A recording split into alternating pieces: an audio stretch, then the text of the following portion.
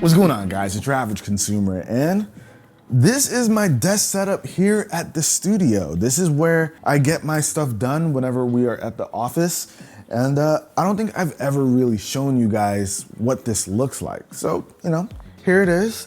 One thing you might notice is that I am using Logitech peripherals. Logitech was cool enough to sponsor today's video, but kind of like at home in my desk setup in the man cave, I got a lot of love for Logitech gear, so it's no surprise that that's what we're seeing over here at the studio. And you might notice I am on a Mac when it comes to work stuff. That's the operating system I use, and Logitech does make some gear specifically for the Mac. So we're gonna talk about that today. So check it out, guys. Now, I'm sure a lot of you are familiar with Logitech's MX line. They have some of the best peripherals out when it comes to computers, and I absolutely love it. The MX Master line has an amazing reputation when it comes to like productivity and like office use. I've been rocking with the MX line since the original. What was that one called, Jay? It was just the MX, was it Performance? This is the Logitech MX Performance mouse. Either way, the new ones are really good and they have a lot of functionality. One thing that's great about these is that forever, they've had some of the best ergonomics when it comes to using a mouse. Whenever someone is looking for a mouse, but they don't want to game or anything, my absolute first recommendation. So if you're not trying to go the Magic Mouse route and you want something that's not sold by Apple, I'm telling you, this is probably gonna be your best bet. They've held on to this look for so long. But let's actually talk about some of the features that this thing has, right? So first of all, it feels really good in the hand. Great scroll wheels that you can actually change the feeling of. So if you want it to be clicky or smooth, you can go ahead and change that with the press of a button right here. But what's nice is that it also has a horizontal wheel as well. So if you wanted to scroll on, like, let's say an editing timeline, you can scroll left and right with this. Now, one of the best things about this mouse though is the fact that it's so customizable. You can go into the Logitech Options Plus software, and in here you can tweak the way almost everything behaves. So in the software, you can change the scroll wheel to do like zoom ins, volume control, all kinds of stuff. There's honestly a lot you can do and fine tune with this mouse. I think it's extremely versatile. That's why I love it. You can even pair it with multiple devices, up to 3. There's just a lot that you can do with this. I'm a huge fan of it. I've recommended this line for years to friends and family, to you guys. So this one is a no-brainer. Now, there was so much success with this mouse that they started coming out with keyboards to match the line, and they've got a few good ones out there. So this is the MX Keys, and they've got a couple of versions of this one. This particular one has the number pad on the side. If you want a smaller keyboard, they've got the option without it. But this is a great feeling keyboard. That's one thing I can almost guarantee with Logitech. They have really good feeling keyboards when it comes to typing. And what's nice with this one, a lot of keyboards that you might want to use with the Mac sometimes aren't made for the Mac, even though they might feel great. They don't have the proper keys. This one is completely decked out with the Mac in mind. So you've got your control, option, command keys, all that, and even your keys at the top, your shortcuts. You have access to all the keys that you would find on one of Apple's keyboards right over here. Now, Apple's keyboards are fine, but if you want something with a little bit more height, a little bit more depth, I think that these are a really great option. Not to mention the fact that this, just like this guy, can be paired with multiple devices. So I can pair this thing up with my Mac Studio, an iPad, even my phone if I wanted to, and I can switch between them with just the press of a button. Now, what's cool about this one is that it's backlit and it can detect when your fingers are over it, which I still don't know how exactly they pull that off. Like, how does it know? But either way, I love that feature, and it doesn't drain your battery. It's like great on the battery because your keys aren't backlit when you're not using it. So it only comes on when you do, and I think it's awesome. So if you're looking for peripherals specifically for the Mac, these two are great options. I mean, I'm a pretty go hard Logitech user, if you can't tell by now. I think so far for the Mac, they've got the best options available. And I know they sponsored this video and all, but like that's legit. It's from the heart. You guys, you see my setups. They sponsor all those videos and they're there. And now we know that they make stuff for the Mac, but they've also got options for the iPad. So this is the Logitech Combo Touch. Now, this is a combo, I guess. So we've got a case here. I actually should be using this like that. That makes more sense.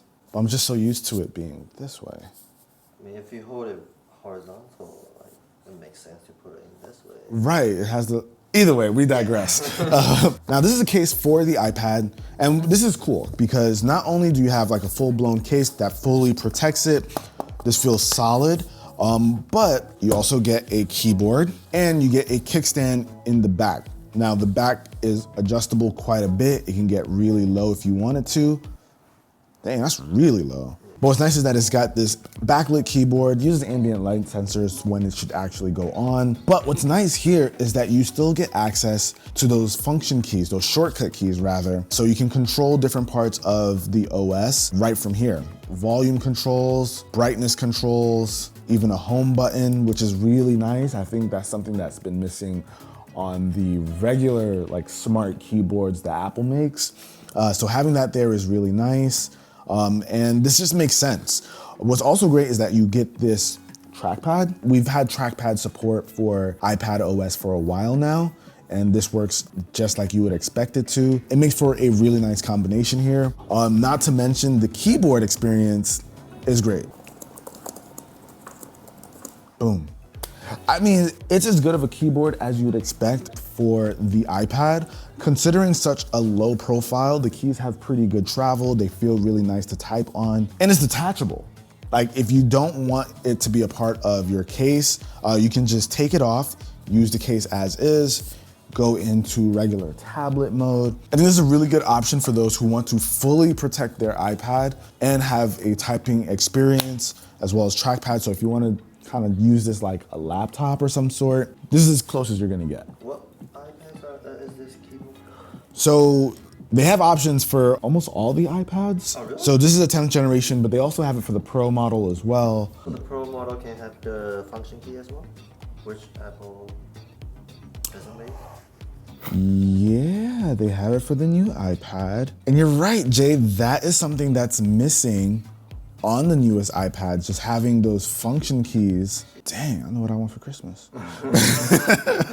So if that's been a pain point for those of you iPad Pro users who want access to these function keys, this might be the one to get. Now what's also cool is Logitech came out with the crayon. This is the Logitech crayon for the iPad. As you'd expect, it works similarly to the Apple Pencil, but this also has some cool features that I like a lot. So one of those being right here, it has USB-C. So you can plug a USB-C cable right into it, charge it up like that. And you also get these battery indicators so you can see just how much charge you've got left. And it has an on and off switch, so you don't have to keep it on the entire time, have it waste battery while it's connected. You can just turn it off as you need to. And the latency is great here. Now, I guess I'll show you guys my amazing drawing skills. I'm gonna go with my go-to.